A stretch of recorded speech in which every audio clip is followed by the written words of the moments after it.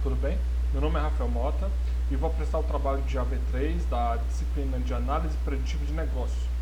Bem, eu escolhi o caso 2, que é o uso de regressão linear para estimar o coeficiente beta de empresas. Começando por uma breve contextualização. O coeficiente beta é uma medida de avaliação de risco sistemático, ao qual estão expostas empresas de capital aberto. Em essência, ele mede o efeito da variação do mercado sobre um ativo específico. Para o fim de análise, foi utilizada a regressão linear para estimar o beta de 20 empresas com ações negociadas na B3. Este trabalho, então, na organização dele, foi dividido por passo a passo, em que será explicada a metodologia e os resultados obtidos. No gráfico ao lado, é demonstrado a variação do Ibovespa, como a variação do Ibovespa reflete na variação das ações, de cada ação específica. E o coeficiente angular é o próprio beta que a gente quer achar. Passo 1. Data de início, 1º de janeiro de 2018. Data fim, 31 de dezembro de 2022. E o período semanalmente. Esses são os atributos delimitantes dessa análise, que tem um intervalo de 5 anos. As ações escolhidas foram essas a seguir. Entre elas estão Petrobras, Cielo, Banco do Brasil, Taesa, Gol, Vale, Itaúsa, dentre outras. A partir da função Google Finance, foi possível obter dados e exportá-los do Google Planilhas para o Excel, onde foram separados por ações. A coluna da data é importante, porque em alguns casos, quando o Google Finance puxou os dados, algumas datas não foram encontradas. Então, para haver uma correta análise, essas datas que não foram puxadas têm que ser verificadas para poder não deturparem a análise final. E também alguns casos de que algumas ações, o IPO ocorreu nesse intervalo de 5 anos. Então, alguns dados estão fora e outros estão dentro. Nós temos que o valor do mercado, lucro líquido, receita, razão PL, lucro por ação e esse beta foram pegados do site TradingView. Esse beta em questão é o beta de todo o histórico da empresa.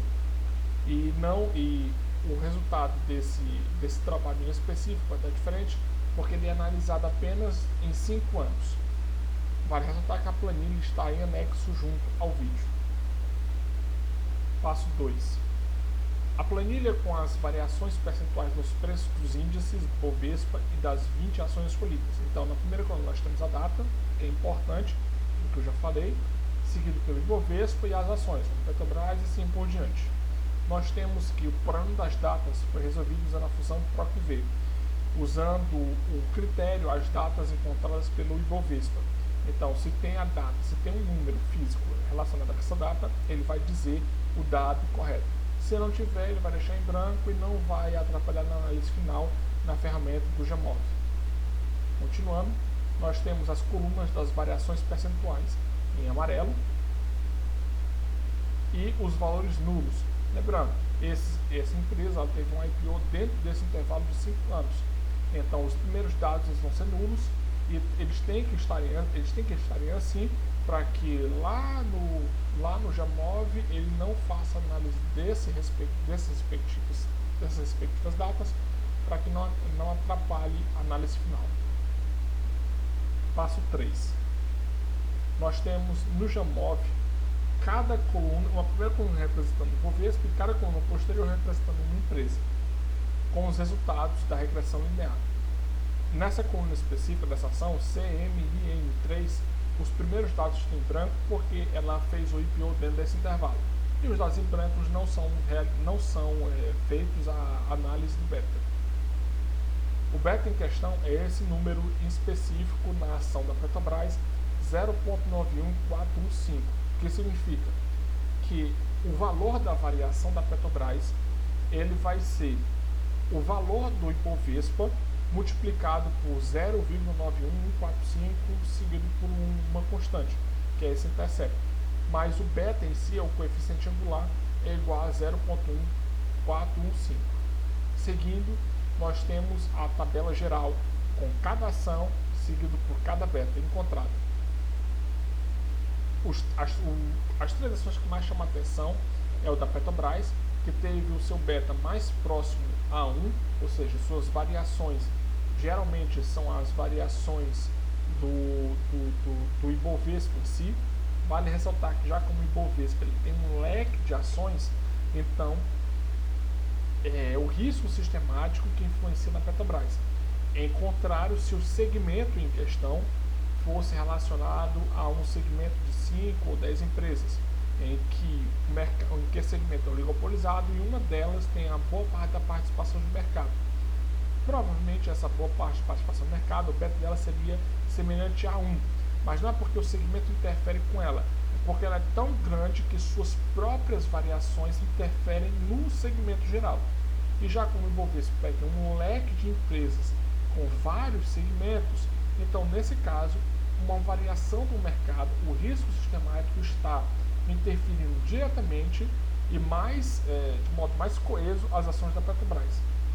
O do risco maior foi o do título das ações do Banco do Brasil, em que ele foi 1,1009, em que indica que uma queda de X% do mercado, o Banco do Brasil tenderia a cair 10% a mais que essa queda.